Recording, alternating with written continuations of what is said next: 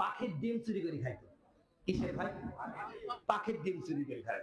তো ওই পাখির মানে ওই লোকের বাড়ির সামনে একটা গাছ আছে, ওই গাছে একটা পাখির বাসা করছে। এই যখনই ডিম পাড়ে ওই লোক টুক করে উঠে ওই ডিম খাই ফেলে।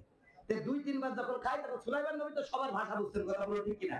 তো সুলাইমান নবীর কাছে যে বলছেন যে হুজুর, এই যে আপনার অভক উম্মত আছে, আমি ডিম পারলেই চুরি করে খাই, তা আপনি একটু তাকে নিষেধ করে দেন। তাই পাখির কথা শুনে ওরা ডাকলো, দেখে যাই আর ডিম চুরি করবি না। কথা বুঝতে পারছে? তা ঠিক আছে, করবো না। পরে আবার যখন ডিম পাইছে, ওর তো ডিম খাওয়ার নেশা, ও আবার চুরি করে খাই দিছে। তো পাখি এসে বলছে, আপনি কি করলেন? আপনার কথা তো শুনেই না।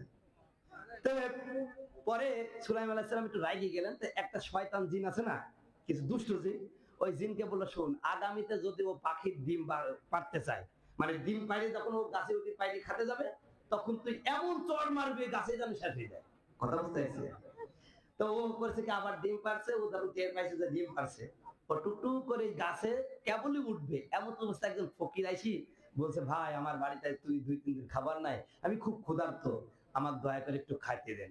তখন ও গাছে উঠা বাদ দিয়ে বাড়িতে এসে এক মুঠ খাবার ওরে দিয়েছে, দিয়ে এবার গাছে উঠছে।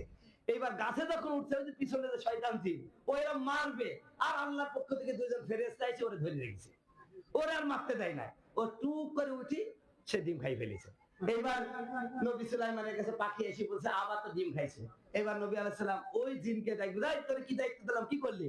কয়, আল্লাহর নবী, আমি তোরে মারার জন্য প্রস্তুতি নিয়েছিলাম, মাইরিও দিব, হঠাৎ করে ২ ফেরেশতা এসে তারে মারতে দিল না। এবার ওই লোককে জিজ্ঞেস করলো, কি ব্যাপার, তুমি কিছু কাজ করছো? কয়, হুজুর, আমি কিছুই করিনি, তবে আমি যখন ডিম পাড়তে যাবো এই সময় এক লোক এসে খাবার চাইলে একটু দিয়ে দিয়েছি। আল্লাহর নবী সুলাইমান বললেন, তোর এই ধানের বরকতে তুই বেঁচে গেছি। সুবহানাল্লাহ বলে। তো এই জন্য আমার বন্ধুগণ, আমার ভাইরা, ইন্না সাদাকাতা তারাদ্দুল বালা,